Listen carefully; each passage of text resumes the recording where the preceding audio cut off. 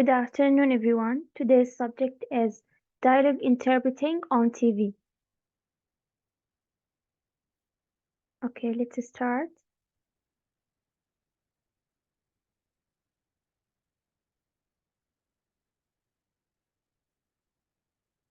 So, let's start with a definition of dialogue interpreting as a kind of interpretation.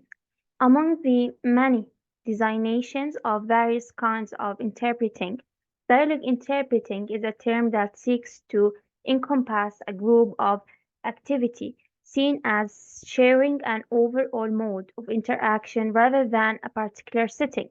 Thus, whereas professionally recognized terms such as conference interpreting, community interpreting, public service interpreting, and court interpreting reflect defined areas of social activity as well as actual professional categories. Dialogue interpreting transcends these boundaries by focusing on the characteristics of a particular mode of interaction shared by many quite diverse socio-professional contexts. So, from the previous definition, we understand that what really matters is interaction rather than the setting. Masson's definition clearly points to interaction as the main factor influencing dialogue interpreting rather than the context in which the interpreting activity takes place. Dialogue interpreting does not indicate an interpreting mode, but constitutes a kind of interpretation which is defined by the presence of speakers talking to each other through an interpreter in various settings and regardless of the applied translation mode, which could be either consecutive or simultaneous. Now we have some examples on television interpreting.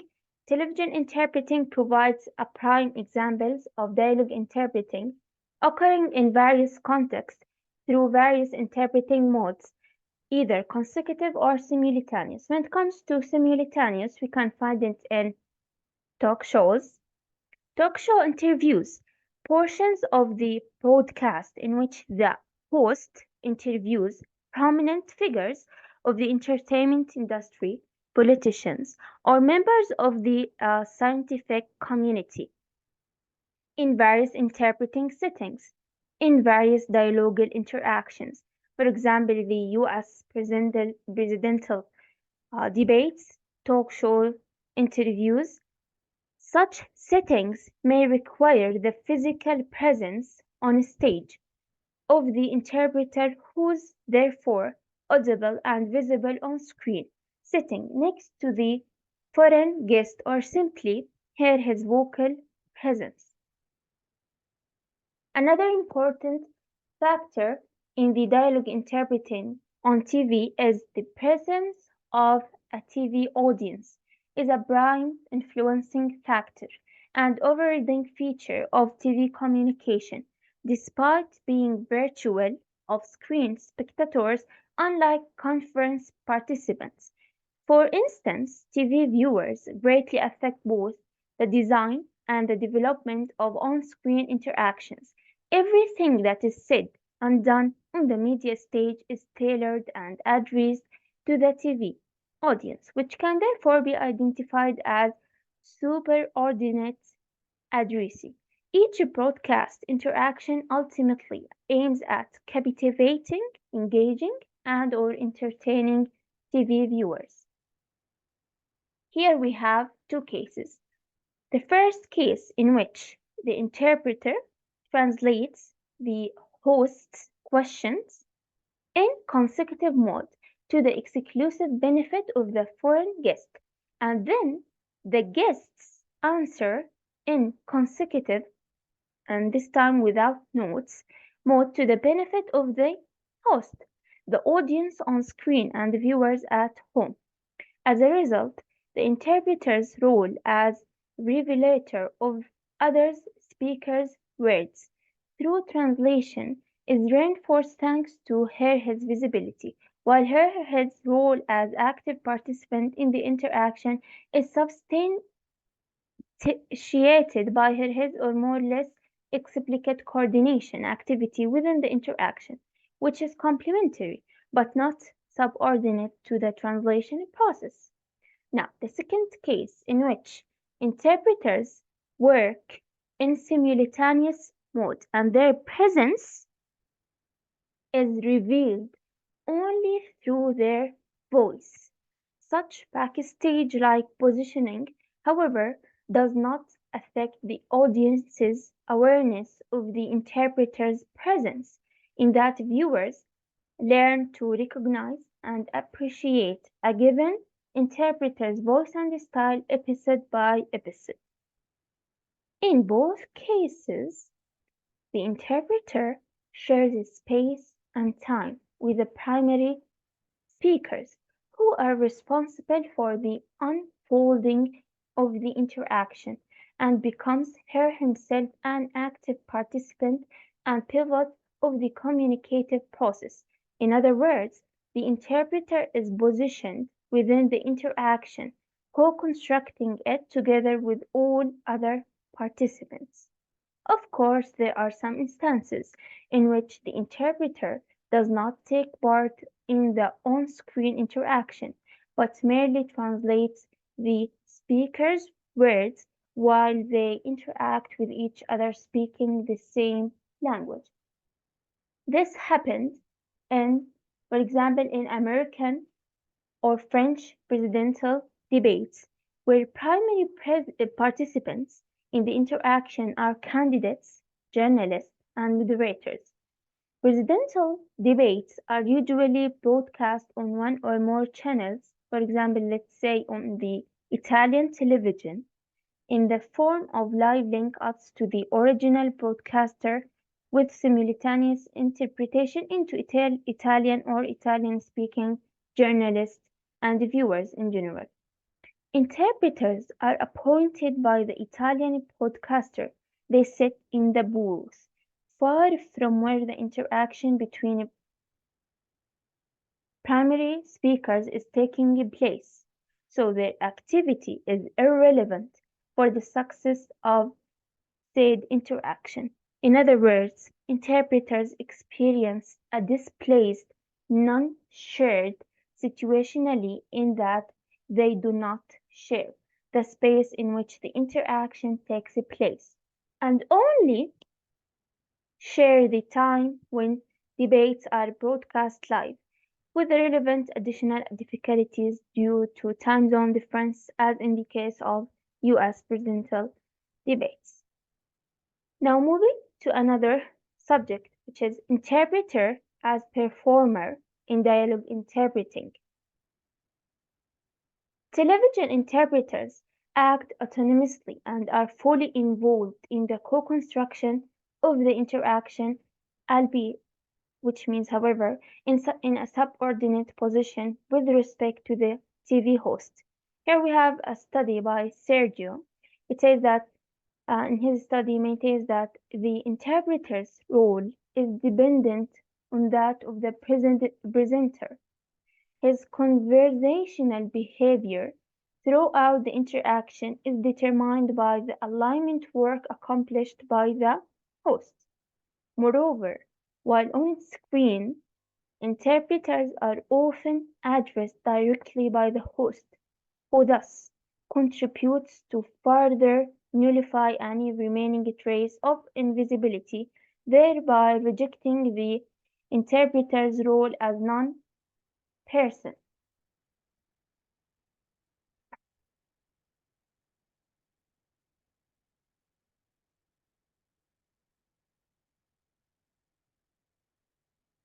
Unlike dialogue interpreters working in other face-to-face institutional interactions, for example, healthcare interactions, dialogue interpreters working on television have very limited autonomy, just like the other participants. They must abide by the rules of TV interaction and are subordinate to the director of the interaction, the host. They do, however, occasionally carve out their own spaces to organize their work. Now let's watch this interview. This is talk show, a Greek show. It's called Kalo Misimeraki, and here we have the host of this show. He is a Greek TV host and actor. His name is Nikos Mostinas, and he's interviewing a Turkish actor, Can Yaman. And here we have the interpreter.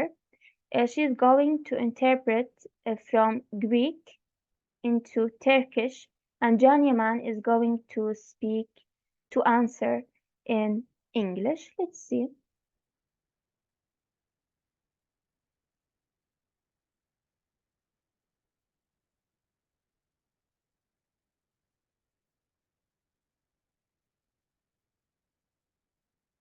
You? I'm fine. Come on.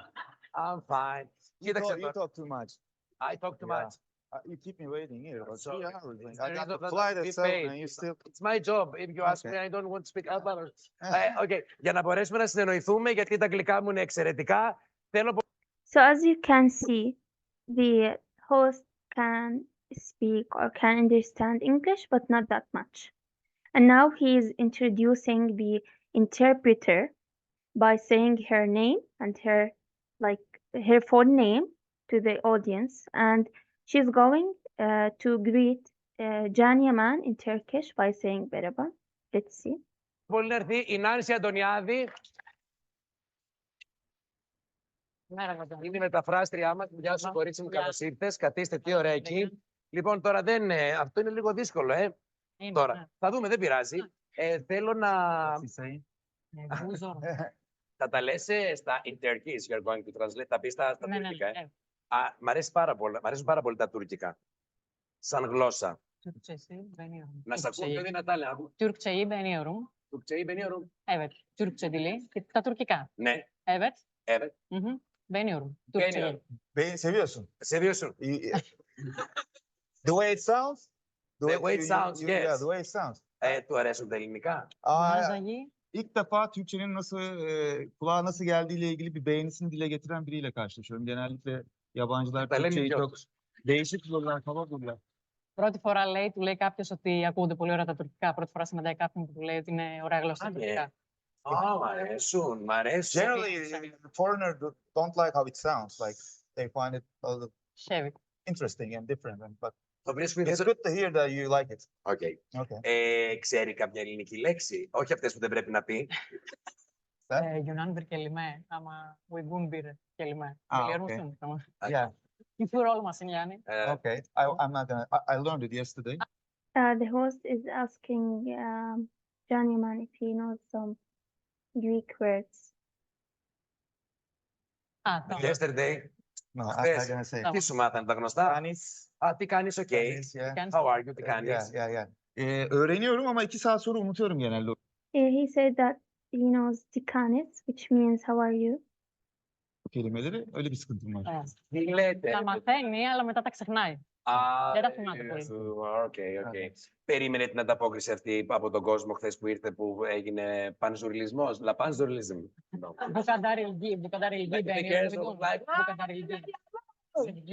Bu kadar ilgi beğeniyor musun? Bayılıyorum. Sanırım %100'ü. Το λατρεύω. Orada bir erkek var. Υπάρχει ένας άντρας εκεί, Genel olarak kadın. αλλά Anladım. το μεγαλύτερο μέρος του κοινού είναι κοπέλες, αλλά υπάρχει και ένας It's άντρας. like heaven here. It's like heaven. It's our heaven. Ένα χειροκρότημα, είστε καλύτεροι. Buradaki tek erkek babam şu anda yani. Είναι και ο μπαμπάς Ένας του. άντρας είναι ο μπαμπάς του. Ωραία. Να σε ρωτήσω, να το ρωτήσεις. Έγινε... No. Sorry. Έγινε ένα θέμα με μια φωτογραφία η οποία ανέβηκε σήμερα από τα sites, η οποία δείχνει... Bir fotoğrafla Keşke ilgili. Yunanca bilseydim. Çok iyi anlaşırdık ve çok iyi dost olurduk. Yunanca bilseydim. Now, Can Yaman is saying that he wishes he can understand the Greek, so he can interact in a better way with the host. Μακάρι να ήξερα λέει ελληνικά για να μπορούσαμε να γίνουμε φίλοι και να μιλούσαμε καλύτερα. We can be friends. We can still be friends. I would like to speak to you in English, but my English is like... Now, the host, He says that he would like to talk in English with John Yaman, but his English is not that good. Uzo, Sirtaki, Aliki, Bugioplaki. Everyone here. Everyone hears. Okay. Είναι πολύ γλυκός, είναι πολύ γλυκός. Çok tatlısın. Ne? Çok tatlısın. Çok tatlous. Çok Çok tatlous. Ωραία. You're my Είδες man. τι ωραία που τα λέω. Okay, οπότε λοιπόν έγινε ένα θέμα με μία. Εξηγώ σε εσάς για να το εξηγήσει. Έγινε ένα θέμα με μία φωτογραφία που πήραν τα sites και ανεβάσαν. Okay, that's it. Let's move to get back to the presentation. Okay. Yeah. Television has made the interpreter's profession accessible to the public and, in some cases, turned interpreting professionals into public personalities, and we have noticed that in the previous interview, whose presence in talk shows is now taken for granted and even expected by TV viewers. This is due not only to their presence, but also to the talk show's host attitude towards them. They call them by their full name and surname, and we have noticed that in the previous interview. They introduce them to the audience, correcting or negotiating their translation, thus ratifying their role not only as language experts, but also as fully fledged participants in the ongoing interaction. They are required interpreter. They are required to firstly be aware of the additional challenge that their role in the interaction as on-screen participants represents, and subsequently be able to rise to that challenge by serving the principle of entertainment every television activity is subordinate to. So now moving to the last point. How do interpreting students learn to perform? By allowing students to develop their appropriate frame of mind within which to apply their decision-making skills and strategies that are best suited to the task at hand. The analysis of the literature and real-life material helps students become aware of the additional challenge that TV dialogue interpreters' role in the interaction as on-screen participants represents. In other words, students are encouraged to look at the learning material with a critical approach, spurring them to operate meta-translational observations rather than focus on the lexical aspects of translation exclusively, and ultimately making the teacher and the learner aware of the rationale behind the pedagogic procedure.